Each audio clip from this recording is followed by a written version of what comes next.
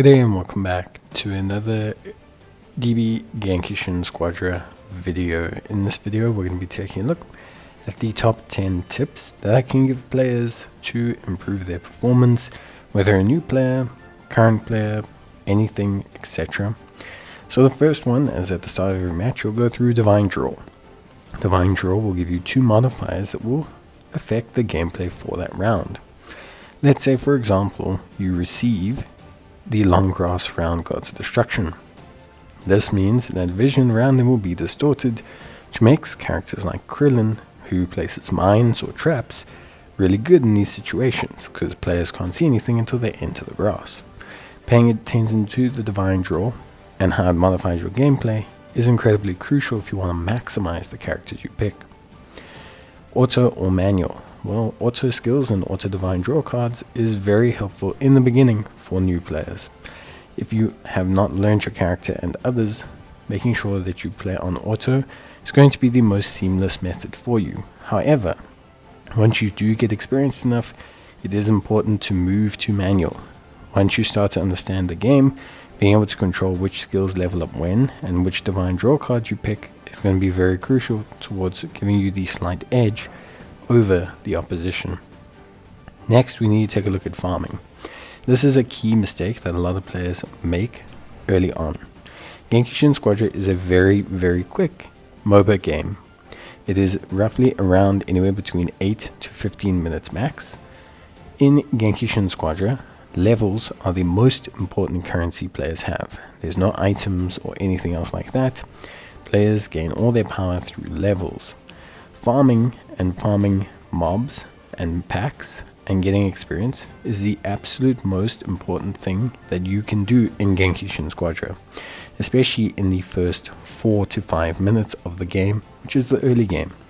It is super important to use your skills to help you farm faster. So many players just use auto attack or use their rush attack, which is your melee, your standard attack.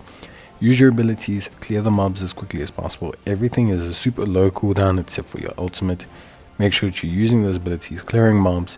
When you're running back to base, clear mobs. If you lost a team fight or lost, you're not going to get there by just rushing back. You're not going to be able to win. Chances are the opposition's healed. You need to farm the mobs along the way. Farm. Your level, being competitive with the top levels on the opposition team, is how you stay competitive in this game. That and your divine draw cards that you select, but really it's the level that is the most important aspect, so farm early on. Next we need to talk about Zeno.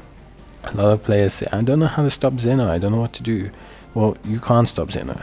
Zeno alternates per lane, so Zeno will appear at the top, then the bottom, then the top, then at the bottom, and Zeno will enable you to take down the opposition's Gods of Destructions. Your goal as a player should be to always fight around Zeno. If you look at this clip here, you'll see how much I'm moving from side to side of the map.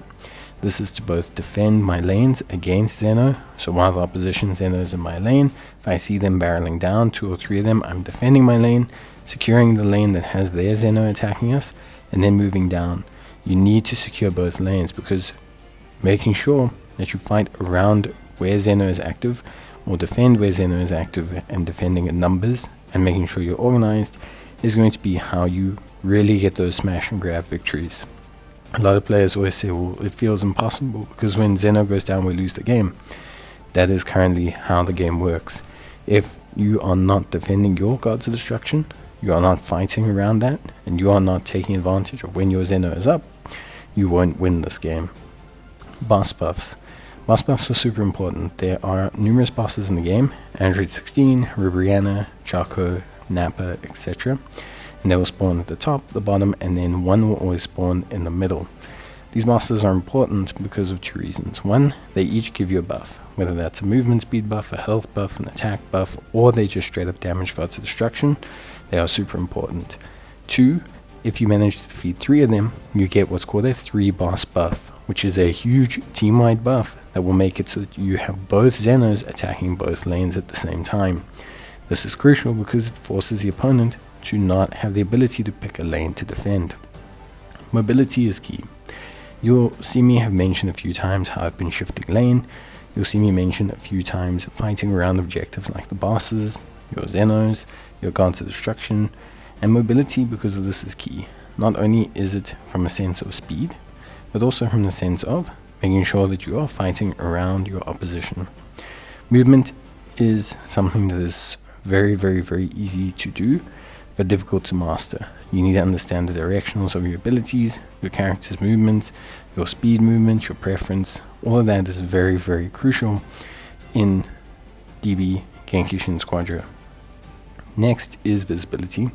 So you'll see how I've placed these mines, for example, in the tall grass around Beerus. Anything placed in tall grass cannot be seen. You will see earlier in the clip about mobility that I used the clouds to distort the enemy's vision for a second so they could get away. The vision you have of your enemies and the vision you can create for yourself is very crucial. In this game there's no wards or anything like that in League of Legends or in Dota, so vision is very much what you see on your screen you can attack. So using the ways to obscure vision, clouds, grass around the bosses, is very crucial towards being able to give yourself that second to get away. Giving yourself that single second can prevent them from damaging you, allowing you to really just follow things through and escape. Managing both lanes ultimately is a priority, and letting one lane collapse cannot happen in Gekishin Squadra. A lot of players will stick in their lane and say, well, my lane's going fine, I'm winning my fights or whatever, and then have the opposition lane or the lane up top or bottom absolutely getting shredded. This cannot happen. If this is happening, you need to go support that lane. One of you needs to go help it out, because the thing is at the end of the day, if the enemy takes a single lane all the way to the end, they can then just start barreling down your other lane, very much so, and then if they do so, they'll win the game. They will end the game and you will lose, because they will be able to claim your Dragon Ball like so. Because once there is no protection, once you are without gods of destruction, that Dragon Ball goes very quick. One little sneaky tip is timing transformations. You'll see here that you can transform mid-fight, and it does two really cool things. It restores your health and also prevents damage and blows enemies away.